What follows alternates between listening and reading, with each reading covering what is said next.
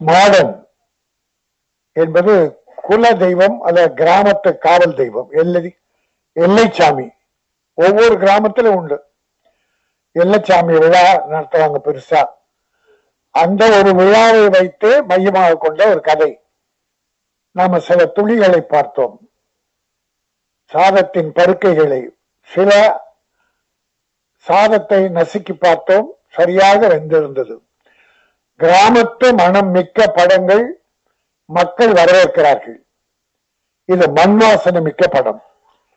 அது ஒரு திருவிழா, தமிழ் பாரம்பரியம், தமிழக மக்களின் பழமையை மறக்காது இயக்குனர் தங்கபாண்டியன் அவர்கள் மிக அற்புதமாக சொல்லிருக்கார். பாட்டு இந்த தம்பி இளைஞர் எத்தனை படம் பண்ணாரு. அவர் பார்த்தா மாடர்னா இருக்காரு. மாடர்ன் படம், ஆனா மாடர்ன் டைரக்ட். இசை நாட்டுப்புற பாட்டு நல்லா பண்ணிருக்காரு. இந்த 3 பாட்டுமே நல்லா அருமையா இருக்கு. கிராமத்து மண் வாசனை இருந்தது. நடித்தவர்களும் எல்லோரும் புதியவர்கள் என்றாலும் இயக்குனர் சிறப்பாக வேலை வாங்கியிருக்கிறார். எல்லாரும் ஹீரோயினிக்கு 2வது படம் என்ஜாய்னு ஒரு படம் முன்ன பண்ணிச்சு. அது நான் கூட இருந்து அந்த படம் முடிக்கிறதுக்கு உதவியா இருந்தேன். அப்ப அந்த பாப்பா தெரியும், நல்ல நடிகை, முன்னுக்கு வர்றதுக்கு நல்ல வாய்ப்பு இருக்கு. தம்பி ஹீரோவும் நல்லா இருக்கான். ஒரு வறட்சியான பிரதேசம் தூத்துக்குடி. ஒரு பச்சை பயிர் கூட பார்த்ததான் படத்துல. ஒரு பயிர் நல்லா வளைஞ்சிருக்கு, பச்சை பச்சைன்னு இருக்கு. அப்புறம் ஒரு பஞ்சத்தில் அடிப்பட்ட கிராமத்துல போய் எடுத்திருக்காங்க. கதைக்கு சரியான இடம் போல் இருக்கு. அதை விட நம்ம சகோதரர் சொன்னார் 30 நாள்ல படம் முடிக்கிறேன்னு. 23 நாள்ல முடிச்சார்.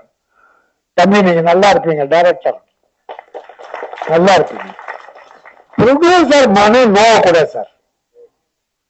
நம்பி எங்கேயோ கஷ்டப்பட்டு கொண்டாந்து பணத்தை கொட்டுறாங்க சார்.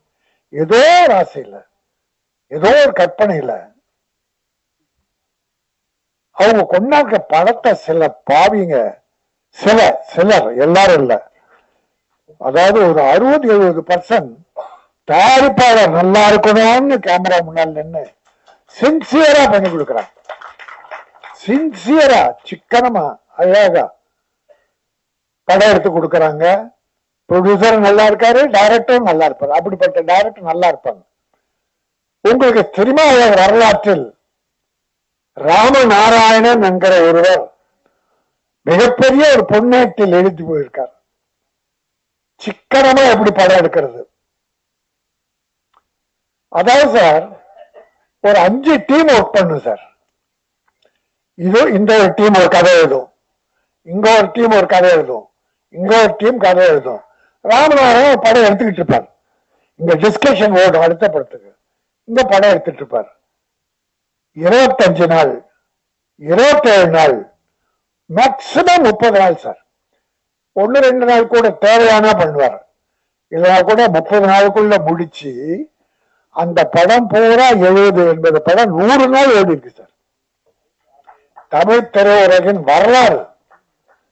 யார் படம் எடுக்க வந்தாலும் ராமநாராயணன் எப்படி படம் எடுத்தார் என்பதை கேட்டு தெரிந்து கொண்டு அந்த வழியை பின்பற்றினா எல்லாரும் ஜெயிக்கலாம். அத போல இந்த தம்பி 23 நாள்ல படம் எடுத்தாரு. அதுதான் ப்ரொடியூசரும் டைரக்டரும் கணவன் மனைவி மாதிரி. கணவன் சம்பாதிச்சு பணம் கொடுத்தா மனைவி அருமையா சமைச்சு கொடுப்பாங்க. போல ப்ரொடியூசர் பணத்தை எங்க கொண்டாந்து கொடுத்தா டைரக்டர் அருமையா படம் பிடிச்சு கொடுக்கணும். அதனால ப்ரொடியூசரும் பிழைக்கலாம், டைரக்டரும் நல்லா இருக்கலாம், நிறைய படம் வரும், அவரும் நல்லா இருக்கலாம், சினிமா நல்லா இருக்கும், தொழிலாளர்கள் நல்லா இருப்பாங்க.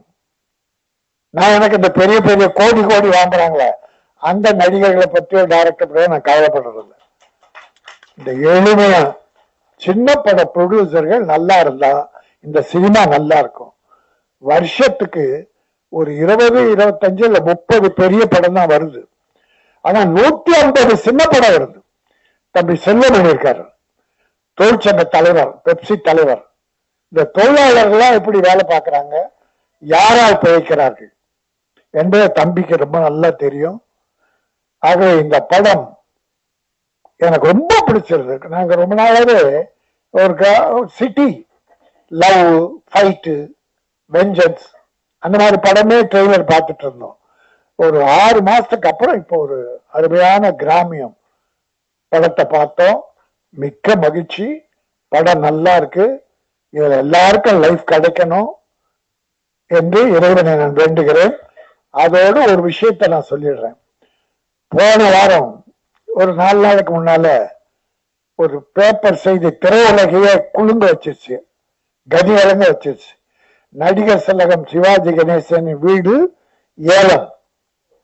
பத்திரிகை டிவி பூரா கதறிச்சு. இந்த தமிழை, தமிழகத்தை, தமிழ் மக்களை நடிப்பின் மூலமாக உலகில் கொண்டு போய் சேர்த்தவன். எப்படி திருக்குறள் நம் தமிழை உலகத்தில் கொண்டு போய் சேர்த்ததோ அதுபோல் நடிப்புலகில் தமிழகத்தை உலகில் சேர்த்தவர் நடிகர் திலகம். 250 படத்துக்கு மேல் நடித்தார். புகழ், கட்டபொம்மன், எவ்வளவு திருவிளையாடல், விதவிதமான படங்கள். அவர் நடைய நடிப்பு, கன்னத்தின் நடிப்பு. அப்படிப்பட்ட சினிமா உயர்த்தி அவருடைய வீடு ஏழம் போது பல பேர் பதறி போனார்கள், கதறினார்கள். நான் அழுதேன். சிவாஜி கணேசன் குடும்ப வீட்டுக்கா இந்த கதி என்று. அது தம்பி யூடியூப்ல அதை பெருசா போட்டாங்க. அது பெரிய வைரல் ஆயிடுச்சு. அதோட ரிசல்ட் என்னன்னா, இந்த காலையில பிரபு எனக்கு போன் பண்ணார். நடிகர்களுடைய மகன் பிரபு டைமண்ட் போன் எனக்கு போட்டு என்ன பேச சொல்லி, டைமண்ட் பாபு போட்டு கொடுக்க பிரபு பேசினார். அண்ணே, உங்க பேச்சை கேட்டு நான் அழுதுட்டேன். எங்க அப்பாவுக்கு இப்படி ஒரு பேரு ஏலம்னு வரணும் அப்படின்னு நீங்க பேசுறது அழுதுட்டேன்னு அவர் சொன்ன வார்த்தைகள். ஆனா இத உண்மை பாதிதான். என்ன அந்த வீடு அப்பா என் பேர்ல எழுதியிருக்காருன்னு, பிரபு பேர்ல சிவாஜி எழுதியிருக்காராம். இதை எப்படியோ மாற்றி என்ன பண்ணிருக்காங்கன்னு அதெல்லாம் நான் சொல்ல விரும்பல. குடும்பத்துல ஏதோ தப்பு நடந்துருச்சு, அதனால ஏலம் போகாதுன்னு நடிகர் திலகத்தை நீங்கள்லாம் வணங்குகிற நடிகர் திலகம் சிவாஜி கணேசன் வீடு ஏலம் போக விட மாட்டேன்னு, அது என் பேர்ல தான் இருக்கு என்ற ஒரு நல்ல செய்தியை காலில் சொன்ன உடனே என்ன ரொம்ப மகிழ்ச்சியா இருந்தேன். அதே சினிமாவில் ரொம்ப நாளைக்கு அப்புறம் ஒரு பிரம்மாண்டமான ஒரு பூஜை இந்த காலையில என்னுடைய மைத்தனன் ஐசரி கணேஷ் மூக்குத்தி அம்மன் 2ன்னு ஒரு படத்துடைய பூஜைய அந்த பிரசாத் ஸ்டுடியோல, அதான் வரலாறு காண மிகப்பெரிய அளவுல ஏதோ செல்வமணி எல்லாரும் வந்திருந்தாங்க. அற்புதமா நடந்தது. திரையுலகம் மறுபடியும் மலர்ச்சி பெறுகிறது என்கிற ஒரு எண்ணத்தை எனக்கு ஏற்படுத்தியது. ஏன்னா அப்படிப்பட்ட விழாக்கள்லாம் நடந்த ரொம்ப காலம் ஆச்சு. எல்லா தயாரிப்பாளரும், எல்லா டைரக்டரும், எல்லா ப்ரொடியூசரும் வந்திருந்தாங்க. ரொம்ப காலம் ஆச்சு நாங்க பார்த்து. அதுல பெரும் மகிழ்ச்சியோடு காலையில இருந்திருக்கேன். அந்த மகிழ்ச்சியோடு இந்த படத்தை வாழ்த்துகிறேன். மாடர்ன் கோடை விழா ஒரு பெரும் மழை விழாவாக, மண் வாசனை மிக்கவராக, தமிழ் மக்களை மனதை கவருகிற, போட்ட பணத்தை திருப்பி கேப்டன் எடுக்கிற வெற்றி படமாக அமைய வேண்டும் என்ற வாழ்த்தை விடைபெறுகிறேன். நன்றி, வணக்கம்.